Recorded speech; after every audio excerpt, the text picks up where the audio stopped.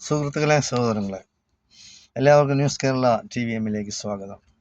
അപ്പോൾ കേരളത്തിൽ ഇല്ലാത്ത കുഴപ്പങ്ങൾ ഉണ്ടാക്കാൻ പിണറായിയുടെ പോലീസ് ശ്രമിക്കുകയാണ്. ഇന്നലെ രാത്രി 12:30 നമ്മുടെ രാഹുൽ മാങ്കൂട്ടത്തിനെ അറസ്റ്റ് ചെയ്തു. പുതിയ കേസാണ്. മൂന്നാമത്തെ ബലാത്സംഗ പീഡന വിവാഹ വാഗ്ദാനം നൽകി എന്ന് പറഞ്ഞ് രാഹുൽ മാങ്കൂട്ടത്തിനെ അറസ്റ്റ് ചെയ്തിരിക്കുകയാണ്. അപ്പോൾ നേരത്തെ 2 കേസ്, ഒരു സ്ത്രീ കൊടുത്തു, രണ്ടാമത് വേറൊരു സ്ത്രീ കൊടുത്തു. ഇതിപ്പോൾ മൂന്നാമത്തെ സ്ത്രീയാണ്. എന്താ രാഹുൽ മാങ്കൂട്ടത്തിന് ഇങ്ങനെ ബലാത്സംഗ വീരനാണ് രാഹുൽ മാങ്കൂട്ടം. ക്രൂരമായി പീഡിപ്പിച്ചു എന്നാണ് പറയുന്നത്. ക്രൂരമായി പീഡിപ്പിച്ചു, എന്നിട്ട് ഗർഭിണിയാക്കി, പിന്നെ ബലാത്സംഗം ചെയ്ത് ഗർഭിണിയാക്കി, പിന്നെ ഗർഭഛിദ്രത്തിന് പിന്നെ സമ്മർദ്ദം ചെലുത്തി. എന്താണ് പറയുന്നത് മനുഷ്യന്മാർ? ഈ സ്ത്രീകളെല്ലാം, ഈ പെണ്ണുങ്ങളെല്ലാം ഇങ്ങനെ ഇറങ്ങി നടന്നാൽ എന്ത് ചെയ്യാക്കും? രാഹുൽ മാങ്കൂട്ടത്തിന്റെ ബാക്കിൽ പോയിട്ട് എന്നെ ഒന്ന് ബലാത്സംഗം ചെയ്തു, എന്നെ ഒന്ന് ഗർഭിണിയാക്കൂ, എൻ്റെ ഗർഭഛിദ്രം നടത്തൂ, എന്നിട്ട് നിന്റെ പേരിൽ ഞാൻ കേസ് കൊടുക്കും. അപ്പോൾ ഇവിടുത്തെ പോലീസും ഇവിടുത്തെ സർക്കാരും എന്താണ് ഇത് മാത്രമേ കാണുന്നുള്ളൂ? ഇപ്പൊ പ്രശ്നം അതൊന്നുമല്ല. ഇലക്ഷൻ നടക്കാൻ പോവുകയാണ്. അതിന് മുന്നോടിയായിട്ട് ഇവിടെ പിണറായിയുടെ LDF എന്ന് പറയുന്ന സർക്കാർ വളരെയധികം കുഴപ്പം പിടിച്ച പ്രശ്നത്തിൽ പെട്ടുപോയിരിക്കുകയാണ്. കള്ളിന്റെ പ്രത്യേകമായ ഇത് അനുമതി ആവശ്യം പോലെ കൊടുത്ത് പണ്ടെങ്ങും ഇല്ലാത്ത വിധം നാട്ടിൽ മൊത്തം മദ്യഷാപ്പുകളാണ്. ജനങ്ങളെ എങ്ങനെ വഴി പിഴപ്പിക്കാം? കാരണം കള്ളും കുടിച്ച് ബോധമില്ലാതെ ഒരു തലമുറയെ നശിപ്പിച്ചു കഴിഞ്ഞാൽ പിന്നെ എമ്മാര് എങ്ങനെ ചിന്തിക്കും? ചിന്തിക്കാനുള്ള ശക്തി പോലും നഷ്ടപ്പെടും. അത് ഒന്ന്. രണ്ടാമത്തെ കാര്യം, ഏത് ദൈവത്തിൻ്റെയും സ്വർണം അടിച്ചു മാറ്റും. അതിനി ആരായാലും ശരി, ശബരിമല ആയിരുന്നാലും ശരി, പിന്നെ ഗുരുവായൂരായിരുന്നാലും ശരി, അതിനി പിന്നെ ഏത് ക്ഷേത്രം, ശ്രീ പത്മനാഭസ്വാമി ക്ഷേത്രമായിരുന്നാലും ശരി, അവിടെ നിന്നൊക്കെ ഇനി എന്തൊക്കെ അടിച്ചു മാറ്റിയിട്ടുണ്ടെന്ന് ദൈവം തമ്പുരാന് മാത്രമേ അറിയാൻ കഴിയുള്ളൂ. എന്തായാലും ശരി, ശ്രീകണ്ഠര്, രാജീവര്, പഴയ CPM-ന്റെ നേതാക്കന്മാര് എല്ലാം ഇപ്പൊ അറസ്റ്റ് ചെയ്ത് അകത്താക്കിയിട്ടിരിക്കുകയാണ്. അപ്പൊ ഇനിയിപ്പോ മന്ത്രിയാണോ MLA ആണോ എന്നൊന്നും പറയാനൊക്കില്ല. എന്തായാലും ശരി, മാർക്സിസ്റ്റ് പാർട്ടിയും LDF-നെ നമുക്ക് കുറ്റം പറയാനൊക്കില്ല. കാര്യം മാർക്സിസ്റ്റ് പാർട്ടി ഇത് സ്വയം വരുത്തി വെക്കുന്ന ഓരോ ഗുലുമാലുകളാണ് ഇവിടെ. കേരളത്തിൽ സമാധാനമായിട്ട് ജീവിക്കാൻ അനുവദിക്കില്ല. അതിനു വേണ്ടിയുള്ള പുറപ്പാടുകളാണ് കോൺഗ്രസും UDF-ഉം. ഒരു പ്രത്യേകമായ ആവേശത്തില് നിയമസഭാ തെരഞ്ഞെടുപ്പിനെ നേരിടാൻ പോവുകയും അവർക്ക് ഭൂരിപക്ഷം കിട്ടുമെന്ന് അവർ UDF പുതിയ സർക്കാർ ഉണ്ടാക്കുമെന്ന് മീഡിയകളെല്ലാം പ്രവചിക്കുകയും ചെയ്തപ്പോൾ സമനില തെറ്റിയിരിക്കുകയാണ് പിണറായി വിജയൻ. അതിൻ്റെ ആവശ്യമുണ്ട്. പിണറായി വിജയൻ ഒരു കാര്യം മനസ്സിലാക്കാനുള്ളത്, കാലാകാലം മുഖ്യമന്ത്രിയായിട്ടിരിക്കില്ല. മാർക്സിസ്റ്റ് പാർട്ടി ആയിരുന്നാലും LDF-ലായിരുന്നാലും അടുത്ത ഇലക്ഷനോടുകൂടി പുറത്തു പോകും. അപ്പൊ പിണറായി വിജയനുണ്ട്, മകളുണ്ട്, മകനുണ്ട്, കുറേ നേതാക്കന്മാരും MLA-മാരും ഉണ്ട്. ആവശ്യം പോലെ കേസുകൾ അവരുടെ പേരിലുണ്ട്. സ്വർണം അടിച്ചു മാറ്റിയതുണ്ട്, ഖുർആനിൽ സ്വർണം കൊണ്ടുവന്നതുണ്ട്, ഈത്തപ്പഴത്തിൽ സ്വർണം കൊണ്ടുവന്നതുണ്ട്. അങ്ങനെ ഒരുപാട് കേസുകളുണ്ട്. അതെല്ലാം ഇങ്ങനെ താൽക്കാലികമായി ഫ്രീസ് ചെയ്ത് വെച്ചിരിക്കുകയാണ്. അപ്പൊ ഇതൊക്കെ എടുത്തിട്ട് അവരും അലക്കും.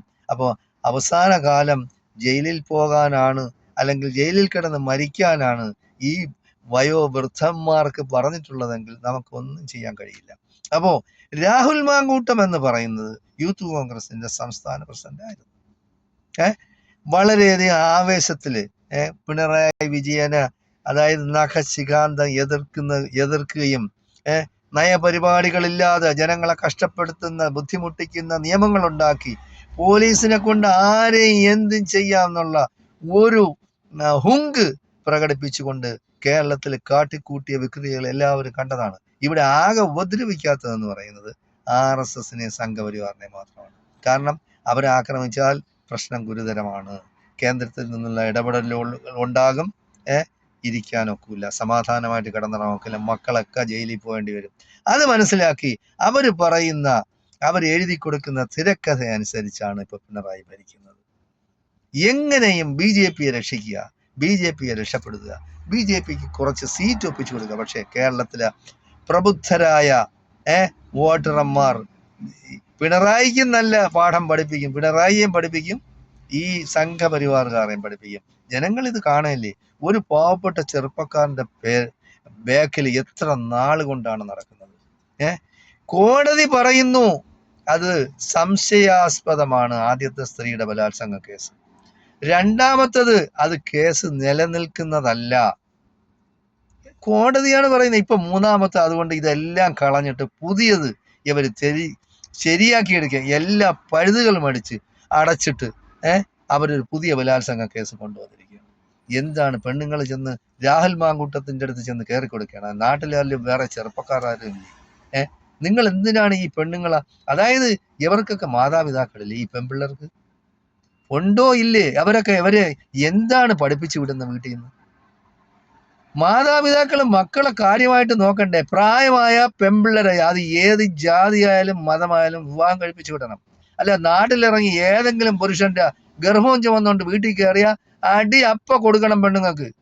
അത് ഭയമില്ലാത്തത് കൊണ്ടാണ്, നിയമത്തിന് ഭയമില്ല. ഏത് പുരുഷന്മാരുടെയും പേരിൽ കേസ് കൊടുക്കാം, ഏത് പുരുഷന്മാർക്കെതിരെയും മൊഴി കൊടുക്കാം, ഏത് പുരുഷന്മാർക്കെതിരെയും കെട്ടിച്ചമച്ച കഥകൾ ഉണ്ടാക്കാം, അവർക്ക് ചില സംരക്ഷണങ്ങൾ കൊടുത്തിട്ടുണ്ടെന്നും പറഞ്ഞ് എന്ത് വൃത്തികേടും തെമ്മാടിത്തരവും കാണിക്കാമെന്ന് ഒരു വിചാരം കേരളത്തിലെ പെണ്ണുങ്ങൾക്കുണ്ട്. അത് മാറ്റിയെടുക്കണമെങ്കിൽ സർക്കാർ പുതിയ നിയമങ്ങൾ തന്നെ നിർബന്ധമായിട്ട് ഉണ്ടാക്കണം. ഏത് മനുഷ്യനെതിരെയും നമ്മൾ കണ്ടതാണ് 10 വർഷത്തിന് മുമ്പ് ഉമ്മൻചാണ്ടിയ ഏതാ ഒരു തേവിടിശി ഒരുത്തി വന്നിട്ട് എൻ്റെ അച്ഛനാണ്, എൻ്റെ അച്ഛനെ പോലെ എനിക്ക് പിതാവിനെ പോലെയാണെന്ന് പറഞ്ഞ ആ സ്ത്രീ അവൾ 2 ദിവസം കഴിഞ്ഞപ്പോൾ പറഞ്ഞ് ഉമ്മൻചാണ്ടി എന്നെ ലൈംഗികമായി പീഡിപ്പിച്ചു. അപ്പൊ ഇത്ര വൃത്തികെട്ട, പണം കിട്ടിയാൽ എന്ത് തെമ്മാടിത്തരവും കാണിക്കാൻ പറ്റുന്ന ഒരു സ്ഥലമായി നമ്മുടെ കേരളം അധപ്പതിച്ചിരിക്കുകയാണ്. അതിനെ പൊക്കി പിടിച്ചുകൊണ്ട് നടക്കുകയാണ് ഇവിടുത്തെ ഇടതുപക്ഷ ജനാധിപത്യ മുന്നണി എന്ന് ഞാൻ തീർത്ത് പറയുന്നില്ല. പിണറായി വിജയനെ മാർക്സിസ്റ്റ് പാർട്ടി, അവർക്ക് വേറെ ഒന്നുമില്ല. ജനങ്ങളെ നേരിടാൻ, ഇലക്ഷനാ, നമ്മുടെ തെരഞ്ഞെടുപ്പ് നേരിടാനായിട്ട് ഇനി ഒരു രക്ഷയില്ല. അതിന് ഉമ്മൻചാണ്ടിയോട് കളിച്ച അതേ കളി ഇനിയിപ്പോ വേറെ ആരെയെല്ലാം പേരിൽ അവര് പെണ്ണുങ്ങളെ തയ്യാറാക്കി നിർത്തിയിട്ടുണ്ടെന്ന് വരും ദിവസങ്ങളിൽ അറിയാൻ കഴിയും. ആർക്കെതിരെ അവർ കൊണ്ടുവരും പെണ്ണുങ്ങളെ കാര്യം നമുക്കറിയാമല്ല. ഇവിടെ തേവടിശി പെണ്ണുങ്ങൾ എന്തെല്ലാം യൂട്യൂബിലായിരുന്നാലും ശരി, അല്ലാത്തതായിരുന്നു എന്തൊക്കെ പച്ചയായിട്ട് തെമ്മാടിത്തരം ലൈംഗികതയുള്ള വർത്തമാനങ്ങളും പറയുന്നു. ഇപ്പോഴത്തെ പെൺപിള്ളേരും അങ്ങനെ ആയിപ്പോയല്ലോ. കോളേജ് പഠിക്കുന്ന പെൺപിള്ളേർ തന്നെ പറയല്ലേ, ചാനലുകളിൽ അതൊക്കെ കാണിക്കല്ലേ. ഈ പെൺപിള്ളേർക്കുന്ന സഹോദരങ്ങളും മാതാപിതാക്കളും ഇല്ലേ? അടി കൊടുക്കണ്ടേ? നല്ല അടി കൊടുത്ത് ഈ പെൺപിള്ളേരെ വളർത്തണ്ടേ? അല്ലെങ്കിൽ ഇങ്ങനെയൊക്കെ ആവും. അല്ലെങ്കിൽ മതപഠനം നടത്താൻ വിടണം. മതങ്ങളാണ് ഇത് പഠിപ്പിക്കേണ്ടത്. ഈ പെൺപിള്ളേരാ ഇങ്ങനെ പച്ചയായിട്ട് ലൈംഗികമായ വർത്താനം പറയുക എന്ന് പറയുന്നത് കേരളത്തിന് യോജിച്ചതല്ല. വിവാഹത്തിന് മുമ്പ് ലൈംഗിക ബന്ധത്തിൽ ഏർപ്പെടാന്ന് പറയുന്ന ഈ പെൺപിള്ളേരെയൊക്കെ എന്താണ് ചെയ്യുക? അപ്പോൾ അങ്ങനെ ലൈംഗിക ബന്ധത്തിൽ ഏർപ്പെടാൻ വേണ്ടി നടക്കുന്ന ഈ പെണ്ണുങ്ങളാ പീഡിപ്പിക്കേണ്ട കാര്യം എന്ത്? ക്രൂരമായി പീഡിപ്പിച്ചു എന്ന് വെറുതെ പറയണം. അവർ വെറുതെ ഉണ്ടാക്കണം. അതായത് എത്രയെങ്കിലും മാസം കഴിഞ്ഞിട്ട്, ഇപ്പൊ ഈ നമ്മുടെ രാഹുൽ മാങ്കൂട്ടത്തിന്റെ ബാക്കിൽ പോകാൻ തുടങ്ങിയിട്ട് എത്ര മാസമായി? അപ്പൊ ഇതിൻ്റെ ഇടയിൽ വീണ്ടും പോയി എന്നുള്ളതല്ല, ഇത് പഴയതാണ്. അപ്പൊ ക്രൂരമായി പീഡിപ്പിച്ചതിന് എന്താണ് തെളിവ്? എങ്ങനെ തെളിവെടുക്കും? അപ്പൊ ഈ കോടതി പോയി നാറും. പക്ഷെ അങ്ങനെയുള്ള വൃത്തികെട്ട പെണ്ണുങ്ങൾ തന്നെയായിരിക്കും. ഇതൊന്നും നല്ല കുടുംബത്തിൽ പിറന്നതായിരിക്കില്ല.